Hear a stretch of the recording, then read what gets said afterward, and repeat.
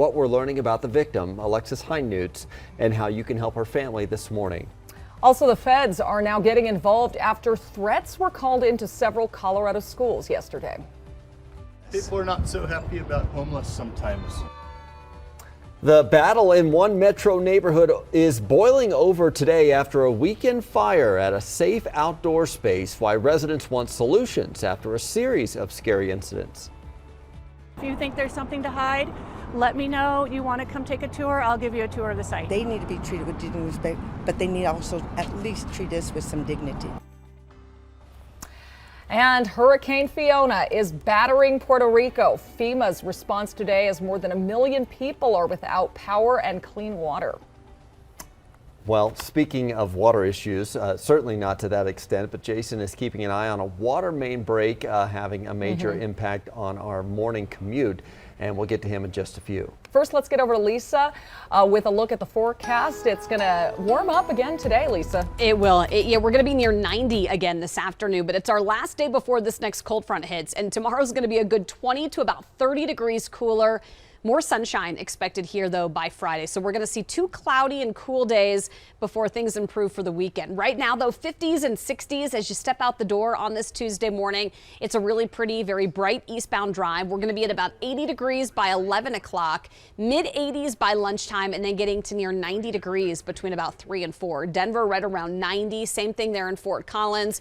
Greeley this afternoon, 92. In the mountains, more 70s and 80s. Now, we're going to see more cloud cover right in through the central mountains this afternoon, and scattered showers will develop there. Here in town, it's going to be, well, looking a lot different tomorrow on our cameras. We'll take a look at the futurecast and when that rain's going to move in coming up. And that water main break that you just mentioned there on Wadsworth, it's not causing any traffic issues. 2 lanes are open just south of I-70 at 40th. It had Wadsworth closed for a little while, about a half an hour or so early this morning when the excavator fell into a hole and ruptured that water. It was quite the spewing water. Right now we have a big crash on southbound I-25, a rollover crash right before you get to Prospect, and it's backing up traffic to all the way up to the Fort Collins Drive. So unfortunately about 25 minutes there, and that's one of our biggest delays for us up to the north. That drive coming across Sheridan, still pretty busy for us on Highway 36, still real busy for us on southbound I-25 into the city. If you hear an earlier crash at 104th, long since cleared off the highway, which is good news for us.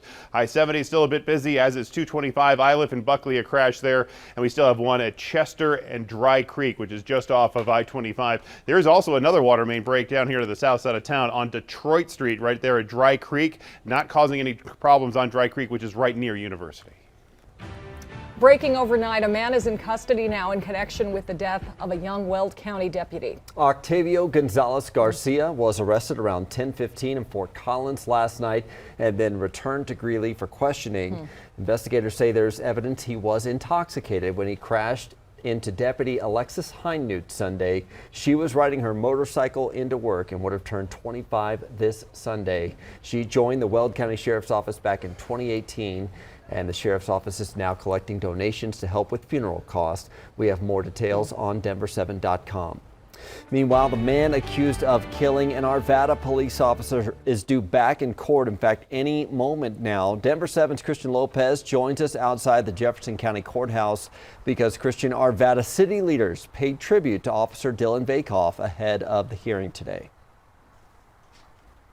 That's right. During their city council meeting last night, they took a moment to honor and remember Officer Dylan Vakoff.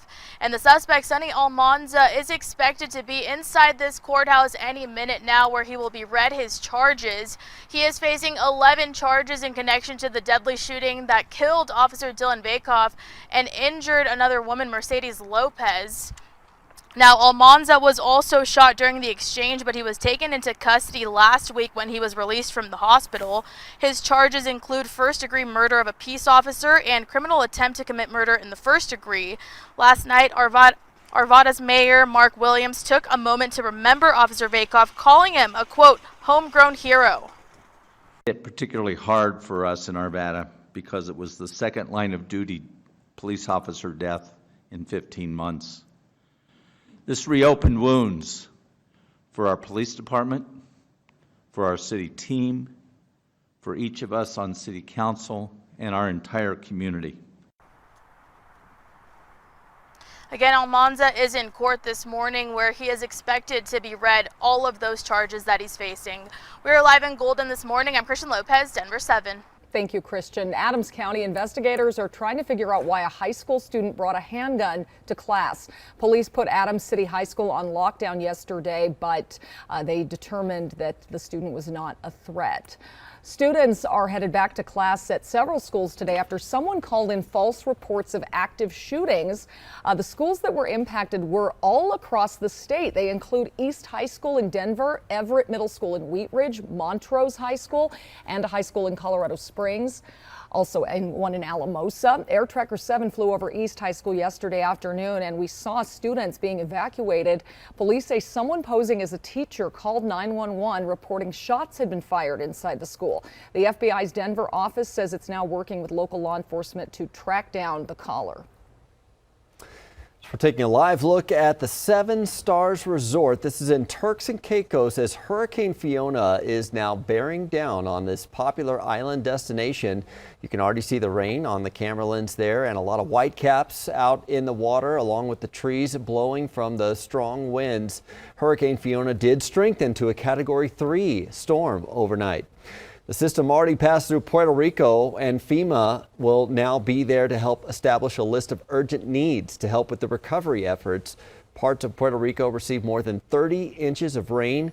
At one point, power was out on the entire island. Puerto Rico's governor says power has been restored to about 1.4 million customers.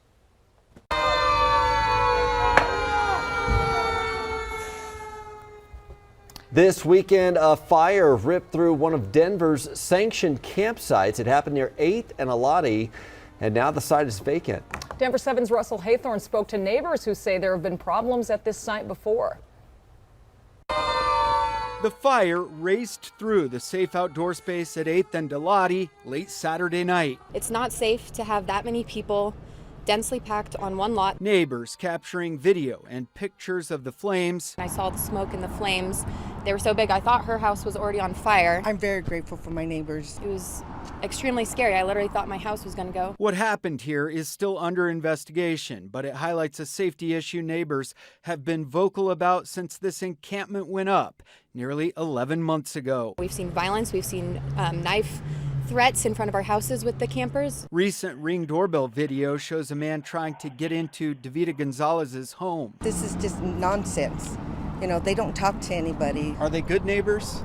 No, because they don't talk to us. It's that secrecy that neighbors find most infuriating, something we experience too, as crews put up temporary tarps as we tried recording the fire damage. Why such secrecy around this? Because people are not so happy about homeless sometimes. But Director of Communications Jennifer Forker says they have nothing to hide. There is nothing to hide. Okay. Right? I mean, we have to be completely transparent in our work. If you think there's something to hide, let me know. You want to come take a tour, I'll give you a tour of the site. At least 37 people living in the encampment have now been displaced. It's not just like somebody did it intentionally. Somebody didn't do it intentionally. Quite a number of people lost everything they owned. It was very, very frightening, and I do feel bad for all of the homeless people that lost all of their stuff because it's not their fault that they're here. They need to be treated with dignity and respect, but they need also at least treat us with some dignity. Russell Haythorne, Denver 7. Denver 7 is asking questions about why several flame-retardant tents caught fire. The encampment sits on a lot owned by Denver Health. It was going to be dissolved by the end of the year because Denver Health chose not to renew the lease.